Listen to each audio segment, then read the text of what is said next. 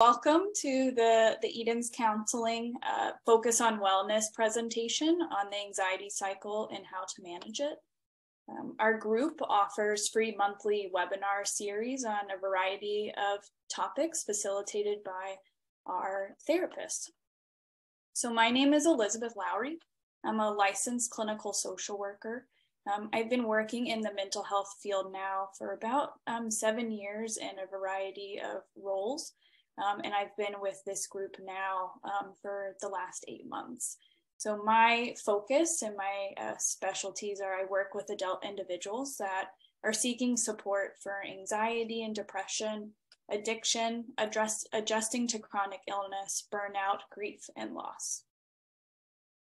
So my goals for today and with this presentation is to kind of help people learn how to identify the difference between stress, normal anxiety, and problem anxiety, identify common physiological responses of anxiety, learn and develop tools to identify the anxiety cycle and decrease anxiety, and gain a better understanding of anxious feelings and their impacts on daily life.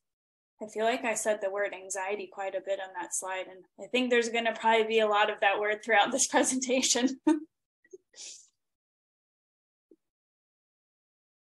So what is anxiety?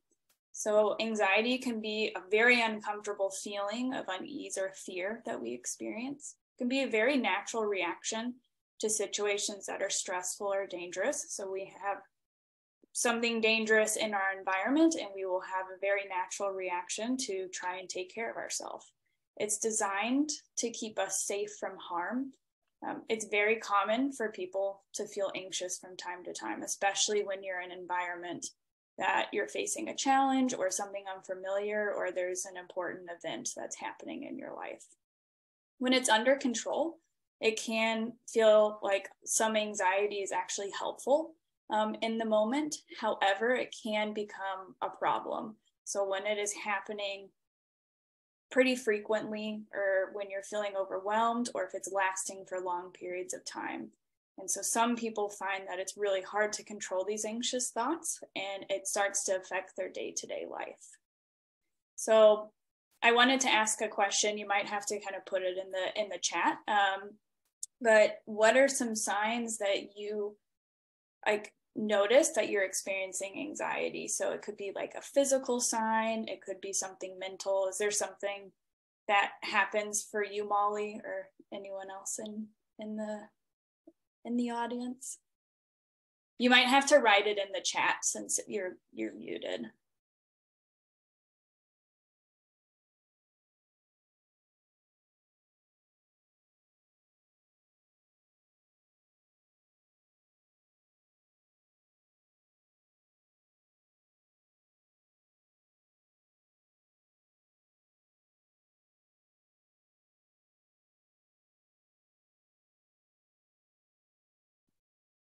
I guess I could take you off mute. I just wasn't sure if I could do that since we're recording with what you're comfortable with. So.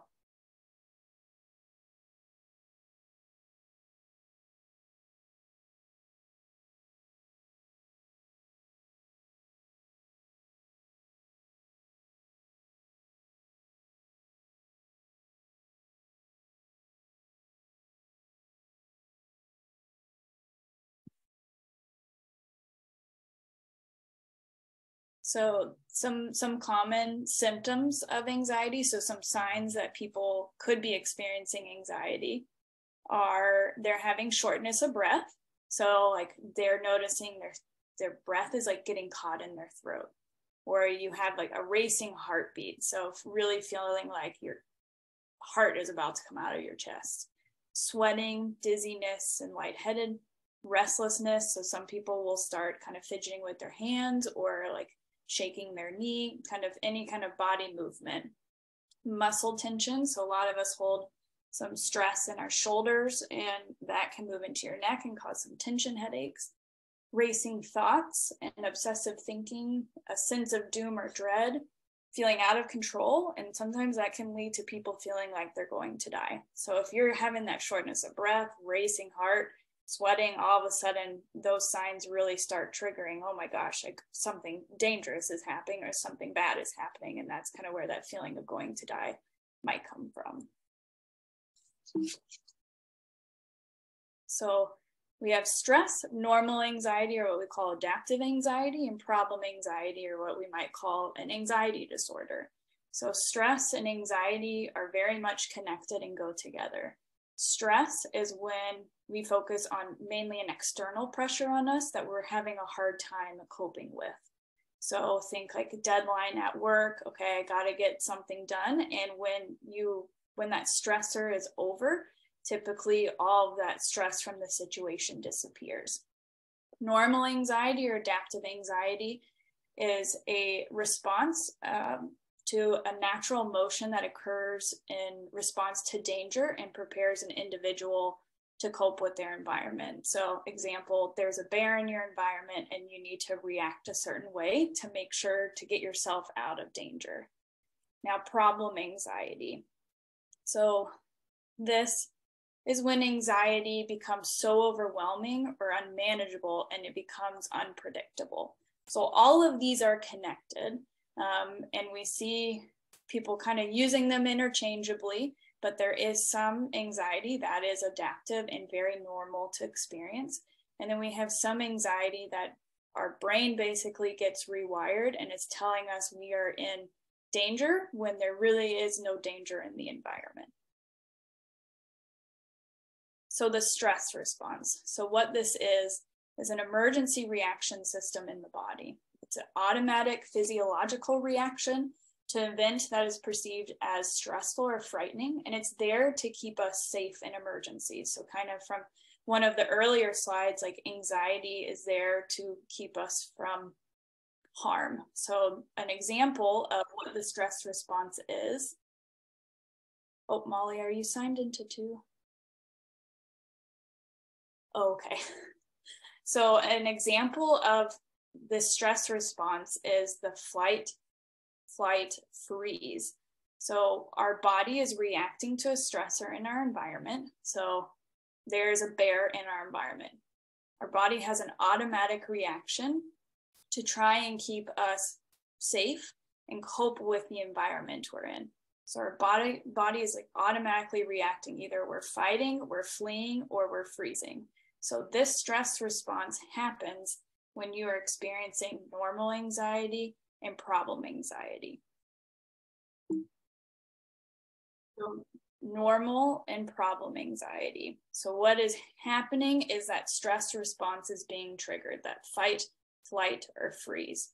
So in normal anxiety, it is related to a specific situation or problem, lasts only as long as the situation or problem, is proportional to the situation or problem, and is a realistic response to a realistic problem or situation. So basically what that means is normal anxiety is short term and is related to a specific stressor, and it does not cause significant distress. It does cause distress, but it's not extreme distress, and it's resolved in a short time period. So when the stressor disappears, that distress decreases.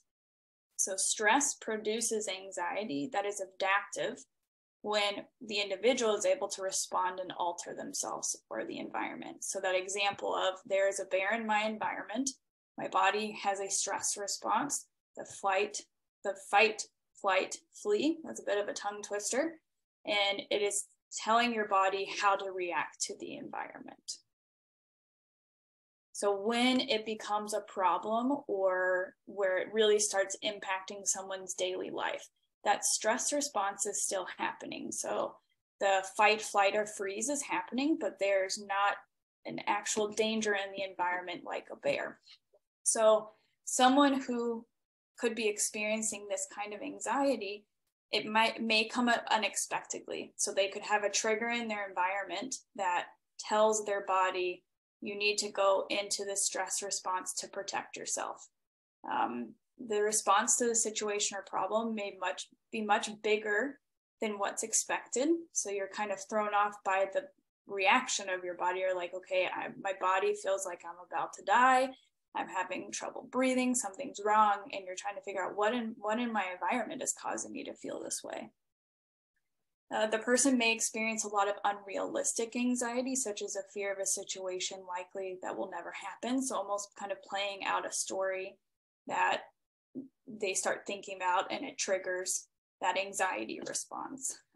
When it lasts for a long period of time, even when the situation or problem has been resolved, the anxiety may feel impossible to control or manage, so feeling very overwhelmed by these feelings of anxiety. And it can often lead to having to avoid situations or things that are connected to these anxiety triggers.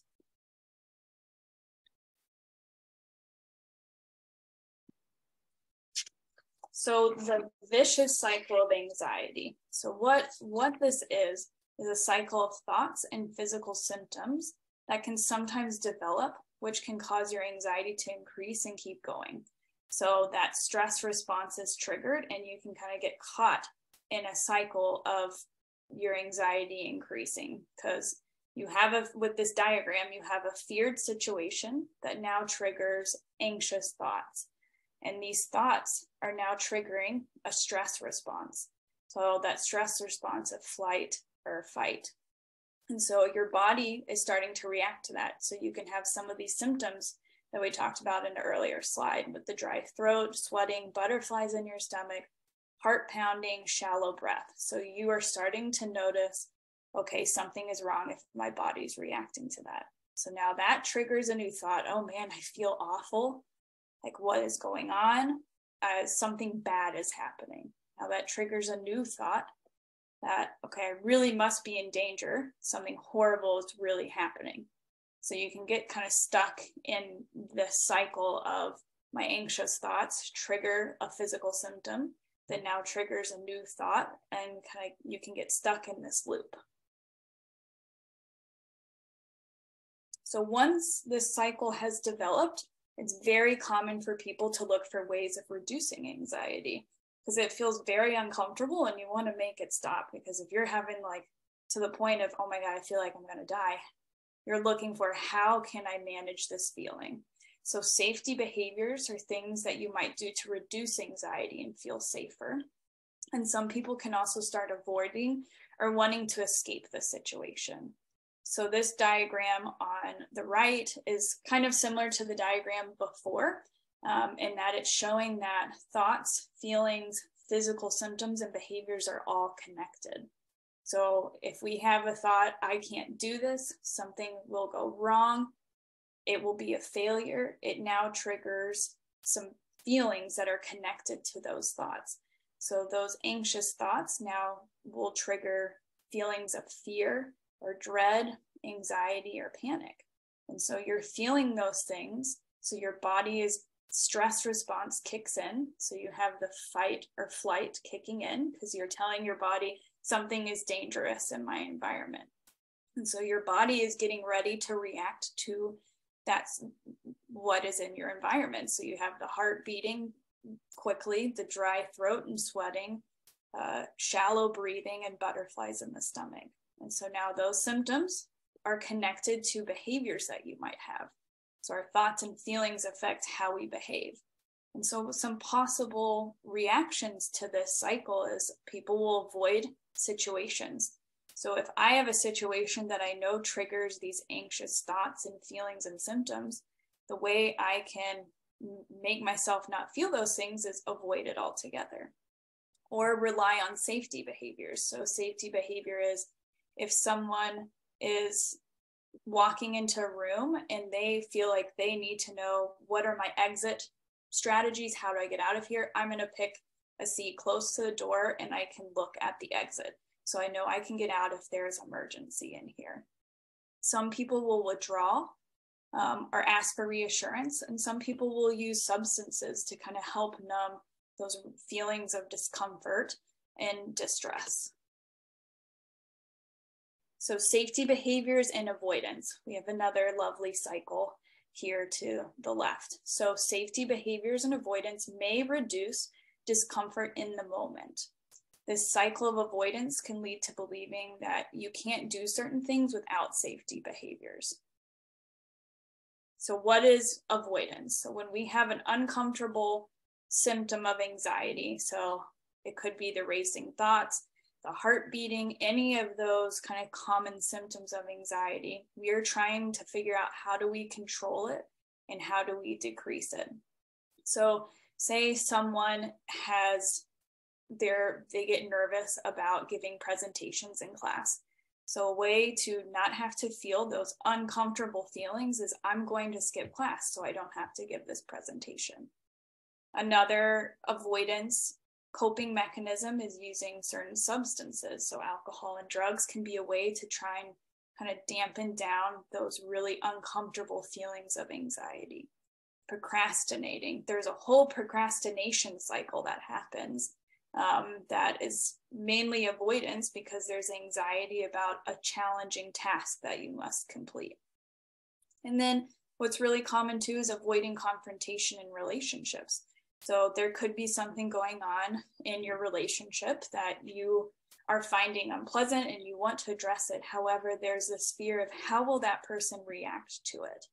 So instead of having to deal with that reaction, I'm just going to avoid this confrontation. And so what happens in this cycle with avoidance is we get short-term relief. So we do get relief, which is nice. However, it's only temporary. So it is immediate gratification, but what usually happens is it will increase anxiety. So that relief is nice in the moment, but you have to continue avoiding a situation. So this long-term anxiety growth. So avoiding situations that produce feelings of anxiousness actually increase your anxiety in the long run. So short term, it does give you some relief. However, in the long run, your anxiety will grow for those specific triggers. So taking that example of someone who struggles with public speaking and presentations, if they continue to avoid presentations, that anxiety will continue to build, basically giving kind of more power to that trigger. So avoidance of negative emotions associated with anxiety can cause a decrease in an individual's ability to tolerate distress or risk. So what that distress is those uncomfortable feelings that are coming up when you're experiencing anxiety. So like those thoughts that, oh, I'm a failure, I'm going to get this wrong, then trigger those feelings of fear and panic and inadequacy. And those are not fun things to feel. However, if you continue to avoid, your ability to try and tolerate those feelings and kind of explore those feelings and figure out other coping mechanisms becomes harder because your brain learns avoidance is a really easy way to deal with it because you get this instant gratification and you kind of create a new wiring in your brain. So the fear that initially led to avoidance worsens, and the brain learns that when anxiety-provoking situation is avoided, symptoms go away. And it's not that like, oh, all avoidance is bad. It's just if that is your only coping mechanism, you will probably see your anxiety increase over these certain triggers. Because at the end of the day, we are looking for how can we cope? How can we have some relief? And avoidance does give us relief. It's just instant relief that doesn't last long and can sometimes actually make the situation worse long term.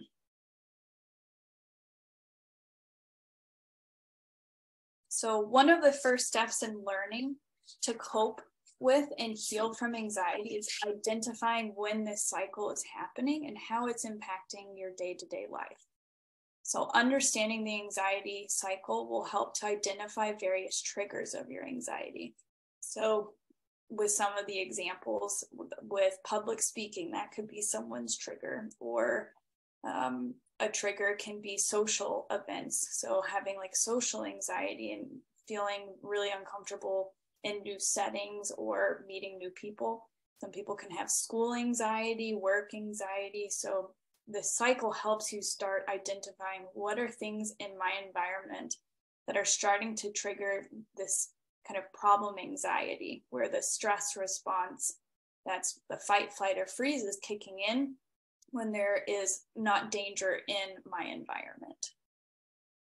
So recognizing the unhealthy coping patterns you have developed in order to avoid feeling anxious. So this cycle kind of helps you look at, am I using avoidance, and what other coping strategies am I using to try and cope with my anxiety?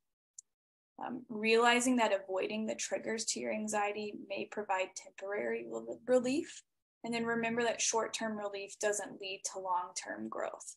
That yes, you are trying to figure out how to kind of get through these really challenging moments, but it is temporary relief. And if you are wanting to make a change, figuring out what are those other coping mechanisms that you can develop and practice for long-term growth and reducing your anxiety in these crisis situations. So some tools and techniques to manage anxiety. There are a lot of different tools and therapy techniques out there.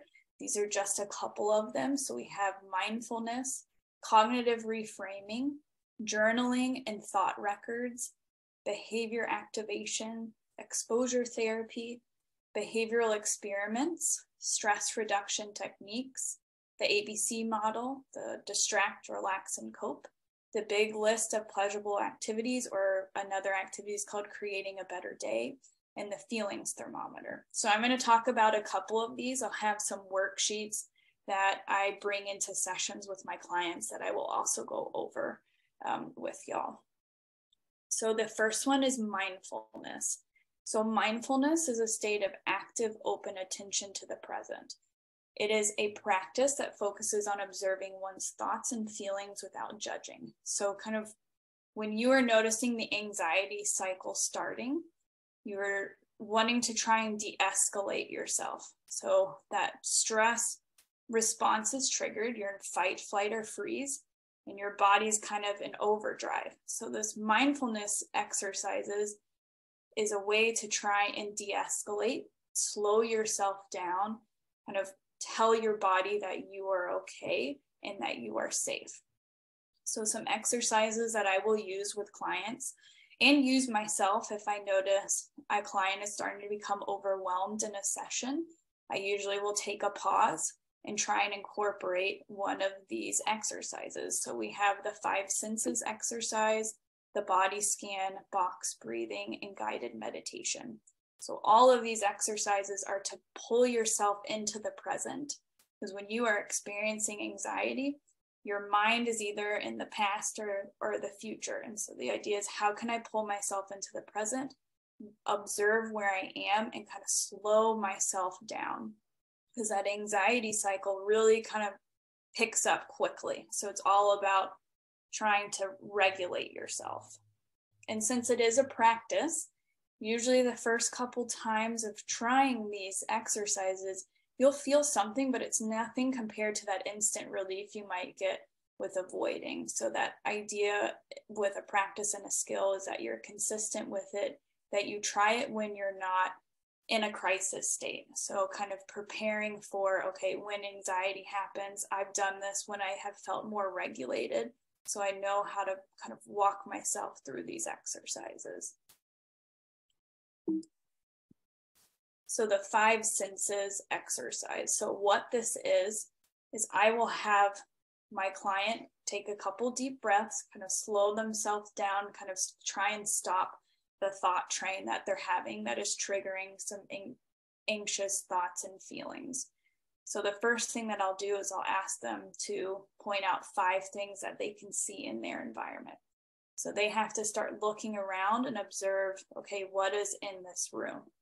And so they spend some time identifying those 5 things that they see in my therapy room. Then I'll ask them 4 things that they can feel. So now they've slowed themselves down more because they're in the present, looking around their environment. Now they're using their hands and usually touching, seeing, okay, what are some things that I can feel in my environment? And I'll ask 3 things that you can hear, 2 things that you can smell, and 1 thing that you can taste. I find that this exercise it works in the therapy room, but there's only so much going on in a small little therapy room. It's great when you're like out and about, and it's a way to kind of pull yourself into the present. If you notice your thoughts are leading you to the future or to the past, and they're triggering these anxious thoughts of, oh, I might fail at this, I'm not going to do well at this. It's a good way to kind of slow yourself down. So the next technique is cognitive reframing. So our thoughts about our experiences drive our emotions, behaviors, and outcomes. So the idea behind this technique is that our negative thoughts can impact our emotions and behavior. So with cognitive reframing, it's the process by which we challenge those negative thoughts that we are experiencing. So this diagram to the left is the cognitive triangle, and it's pretty similar to some of the cycle diagrams I showed earlier in this presentation. So what this diagram is showing is that we have a situation. So it could be an upsetting situation that you are experiencing that triggers a thought. Now that thought triggers an emotion, and that emotion triggers a behavior. And now that behavior triggers a new thought, and those thought triggers more emotions. And so it's easy to kind of get stuck in this triangle, especially if you're noticing I'm having negative thoughts. So we had the mindfulness exercise first, because that is an exercise that can help kind of slow you down, calm yourself down to be able to tell yourself, I'm safe, I am okay. There's not a bear in my environment. There is something in my environment that's stressing me out, but my body is safe and I am safe. With cognitive reframing, it's taking it to the next step of, okay, I've tried to de-escalate myself a little bit. I'm trying to turn off that stress response of the fight, flight, and freeze. And I want to try and reframe some of the negative thoughts I'm having. This is hard to do when you are in a crisis, and this is a new skill. So this is also a practice and skill that takes some time. And usually the first couple times of doing this, you're like, I don't understand how to reframe a negative thought. What do I do? This seems too hard. So it's trying these exercises when you're not in a crisis to kind of build those skills for when a crisis does arise. So a way to work on this skill of reframing negative thoughts is using a mood log. So what a mood log is basically like journaling your feelings and your thoughts that happen after an upsetting event. So this is an example of a mood log. So the way you start this worksheet is you will write down what was the upsetting event that I experienced. So the example here, let's see, is learning that David suggested doing the phobia podcast without me. So this person who did their mood log found that this situation triggered a lot of emotions and negative thoughts that they had. So the next step of this worksheet is to identify all of the emotions that you feel in this upsetting event. So this person was feeling sad, nervous, bad, ashamed, inferior, lonely, embarrassed, defeated, irritated, upset, and jealous. So a lot of different emotions in that moment. And it's hard to identify kind of what you're feeling in a crisis. So the idea behind this exercise is I'm going to try and do this after the event has happened, and I'm going to look back and try and identify what was I feeling in those moments. And so we see the emotions, and next to it is a percentage. So then you're rating how much did I feel this emotion from 0 to 100. So like 100% I was very sad, or 100% I was very nervous. So kind of rating it to see kind of how much distress you were experiencing. Then we move down to the next category, which is the negative thoughts. So here you're going to write down every negative thought was triggered by these emotions. So kind of a helpful way to think about what were some of the negative thoughts I was having in this event, because you might not remember all the particulars that happen in an upsetting event. You can ask yourself, when I feel guilty, what am I thinking? when I'm feeling lonely, what are things that I might be thinking? And so it's a way to kind of figure out what were some of those negative thoughts that were starting to trigger this anxiety for you. So the example this person put was, I shouldn't be taking up space on the podcast again. So in the next column, you rate how much you believe this statement. So this person believes it 100%. And in the next column, two columns over, it says distortions. So what this column is asking is for you to identify the cognitive distortion. So what a cognitive distortion is a thought process that impacts how we feel. And I have a list of cognitive distortions in a couple of slides that I'll go over with you guys. But it's a specific thought process that impacts how we feel about ourselves or situation. So with the mood log, you're identifying the emotions. You're trying to come up with what did those emotions, or what thoughts did those emotions trigger? And can I identify a cognitive distortion in this thought that's telling me that I shouldn't be taking up space? And now the next step is, how do you reframe it? So this next part of the column is the positive thoughts. So trying to reframe this negative thought, I shouldn't be taking up space on the podcast again. I don't expect the first couple times of doing this mood log that you do it perfectly. And I think you would probably never do it perfectly, because it is challenging to figure out, how do I reframe this to make it positive? The idea is that you're trying to kind of look at evidence in your environment to challenge that negative thought. So the way this person reframed it, I'll just read a couple lines of it, is, I'm lucky I get to do this. So meaning he gets to run the podcast. In a role of podcast host, I can invite other people to be in this role and work with David too. I'm giving a gift to myself because I'm gaining tremendously from the experience and deepening my relationship with David and Matt. So the idea is, how do you challenge, I shouldn't be taking up space? The way this person did that was, I am the podcast host, and I love that I get to run a podcast, connect with people, and decide to have other people on the podcast to host. So the idea is now that you rate, how much do I believe this statement now that I have changed the negative thought? And you're going to go through every negative thought that you experience, kind of rating how much you believe it and trying to reframe it. And now, how much do you believe the reframing? So this is one kind of activity that you can do to start learning how to identify those emotions and see how those emotions impact your negative thoughts.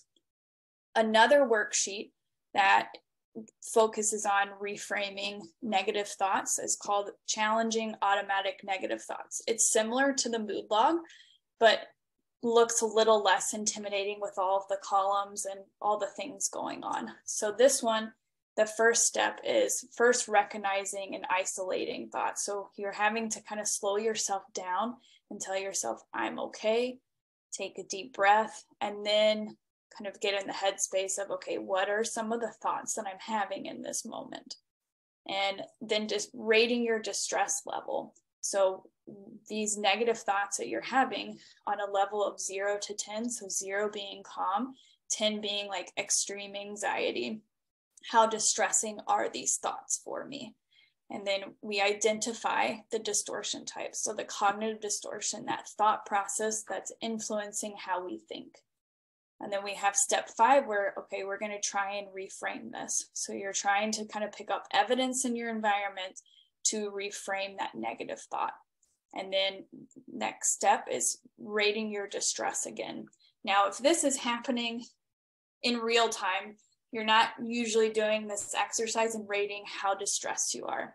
This exercise is when you are not in crisis and you are practicing. So when you are in crisis, you remind yourself, okay, this is what I have been practicing for. So think like a professional athlete. They have a big event coming up. They spend months and months getting ready for Wimbledon or the Olympics. They don't just go into Wimbledon or the Olympics with no practice. So it's kind of putting this time in a less high stakes situation to be prepared for those times when you feel like you're stuck in that anxiety cycle. So these are the cognitive distortions that I've been talking about. So these thought processes that impact how we think about ourselves and the environment that we're in. So these are just 15 common cognitive distortions. I believe there are more, but these are the ones that we see the most. So we have polarized thinking, mental filtering, overgeneralization, jumping to conclusions, catastrophizing, personalization, blaming, labeling, always being right, should statements, emotional reasoning, control fallacies, fallacy of change, fallacy of fairness, and heaven's reward fallacy. So as a therapist who works with a lot of individuals that are dealing with anxiety, there are a couple cognitive distortions that I see kind of the most frequently with my clients. So polarized thinking is all or nothing thinking. Basically, an example is it's like you're on a diet and you make a mistake on your diet. So you make one mistake, your mind tells you, well, I've already made a mistake, so who cares about the diet? I'm going to go on a binge. So a way to reframe that cognitive distortion with your diet is, I'm human. I made one mistake. Doesn't mean that I ruined my diet. So that's kind of one example for all or nothing thinking. Another one that I see quite frequently is jumping to conclusions. So we have mind reading and fortune telling. So with mind reading, that is when you assume you know what someone is thinking. So a lot of times I'll hear, oh, but they probably think this about me, or this is what's going on. So jumping to this conclusion that you know what someone is thinking about you. And then catastrophizing. So we have magnification, wow, I can't get my words out, and minimization. So that is when, say, an example would be a spouse or a partner, a friend that comes and tells you, hey, my doctor ordered for me to get an X-ray or an MRI. Your brain goes straight to, oh my gosh, they have a tumor, they're dying. That is a cognitive distortion that's impacting kind of how you think about a situation. Minimization would be the opposite of basically trying to kind of push and be in denial and trying to not take in the environmental information that's telling you that, oh no, this is actually a big deal. And then another one I hear quite frequently is should statements. So I should do this, I should do that. Starts making you feel not great about yourself and inadequate. I usually will call it shoulding on yourself. So these tools and techniques take time to learn and feel kind of uncomfortable in the beginning. So it's all about kind of being consistent and practicing it in an environment that you feel safe and are not in crisis. And at the end of the day, reminding yourself that you're not your anxiety and that you are safe and that you are capable of kind of managing these feelings. So some educational resources that I will recommend to my clients is there's a book called When Panic Attacks. This is by Dr. David Burns. He is the one who, or in his book, he has the mood logs that we talked about earlier. Another book that is educational and helpful in kind of learning the anxiety cycle and how it impacts your mind is Unwinding Anxiety. And another helpful resource is a YouTube channel that I will recommend to clients as well. It's called Therapy in a Nutshell. It's been created by a licensed professional counselor, and she creates videos that are 5 minutes to 30 minutes long about different mental health topics.